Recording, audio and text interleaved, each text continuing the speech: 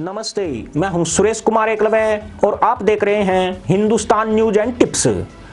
पिछले कुछ वक्त से नेपाल में अपने मंसूबा पूरा करने में लगे चीन को एक के बाद एक झटके लग रहे हैं। चीन ने मोदी की खामोशी का फायदा उठाकर नेपाल के साथ एक नेक्सस तैयार कर लिया था, जिसके बाद पीएम केपी शर्मा ओली पूरी तरह चीनी में हो गए। लेकिन अब भारत ने नेपाल पर अपना शिकंजा सख्त करना शुरू कर दिया है। यह उसी शक्ति का असर है जिसके बाद नेपाली सरकार में भारत को खुश करने के लिए फैसले लिए जा रहे हैं। चीन की जिस राजदूत हाओ यांकी पर लगातार नेपाली सरकार में हस्तक्षेप के आरोप लगे हैं, अब जाकर नेपाल ने उसके पर कुतर दिए हैं। भारत के खिलाफ नेपाल को भड़काने में लगी हाओ यांकी की लगाम कसते हुए नेपाली विदेश मंत्रालय ने उसके राष्ट्रपति और प्रधानमंत्री से सीधे मिलने पर रोक लगा दी है। इससे हाओ यांकी के मंसूबों को बड़ा झटका लगा है। दरअसल नेपाल के विदेश मंत्रालय ने विदेशी राजनयिकों के लिए नियम में बदलाव करने का फैसला किया है। इसके तहत अब कोई भी फॉरेन डिप्लोमेट किसी भी नेता से सीधे मुलाकात नहीं कर सकेगा। इसके लिए दूसरे देशों की तरह एक तय प्रक्रिया और चैनल होगा। नेपाल के इस फैसले से चीन का माथा ठनक गया है, क्योंकि नेपाली पलड़ा फिर से भारत की तरफ झुकने लगा है। चीनी धोती छाप ओली द्वारा 15 अगस्त पर मोदी की रिक्वेस्ट का असर अब नेपाल की राजनीति में दिखने लगा है। ओली मोदी की बातचीत के बाद ही नेपाल की अकल ठिकाने आई है। उसके बाद भारत ने नेपाल में पाइपलाइन और नेपाली लोको पायलट को ट्रेनिंग देने के समझौते आगे बढ़ाए हैं। बड़ी बात यह है कि हर दूसरे दिन भारत के लिए धोती फाड़ने वाला ओली अब पूरी तरह खामोश हो गया है। उन्होंने अपने पिछले कृत्यों को भुलाकर नए सिरे से भारत से रिश्ते मजबूत करने शुरू कर दिए हैं।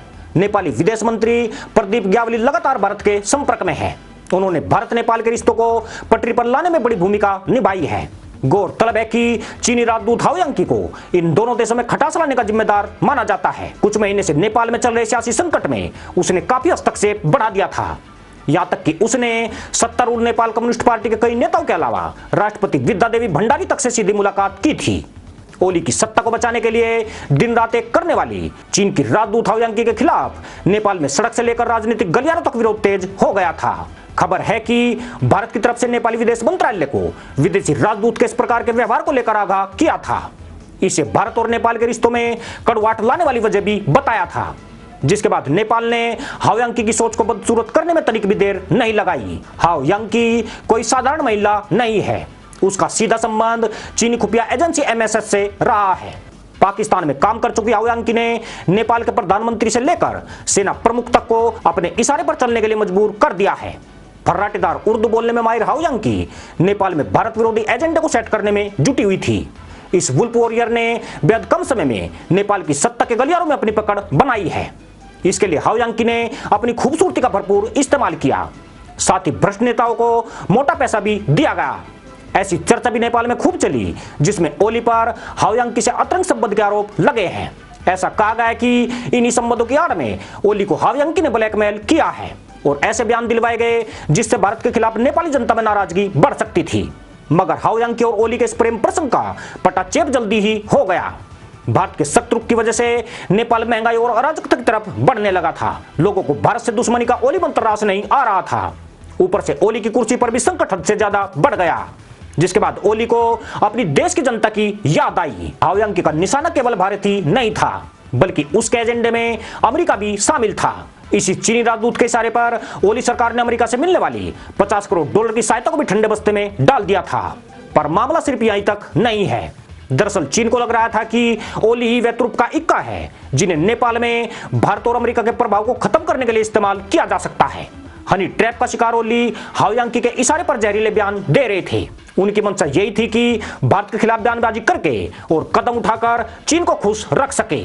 इससे उन्हें अपनी सत्ता बचे रहने और हाओ यांकी की खूबसूरती का सानिध्य भी प्राप्त हो रहा था।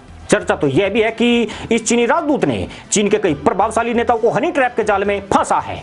यहां तक कि नेपाल के chief of army staff general Puran Chand Thapa भी संदेह के दायरे में आ गए हैं। हाओ यांकी उनके साथ भी डिनर करती रही है। राष्ट्रपति विद्यादेवी भी हाओ यांकी को स्पेशल डिनर पर बुलाती रही है। हैरानी की बात यह है कि इसकी जानकारी नेपाल के विदेश मंत्रालय तक को नहीं दी जाती थी। यानी चीन माया और सवाब के बल पर एक बड़ा खेल खेल रहा था। नेपाल के चंदयास और भ्रष्ट नेताओं की वजह से नेपाल की विदेश नीति में शून्यता बढ़ने लगी थी और वह दुनिया के बड़े देशों से छिटक कर चीन के जाल में फंसता जा रहा था।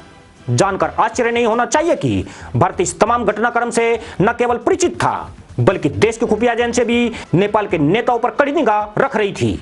यह नेता कब कहां जाते थे और किससे मिलते थे, उन कड़ियों को लगातार जोड़ा जा रहा था।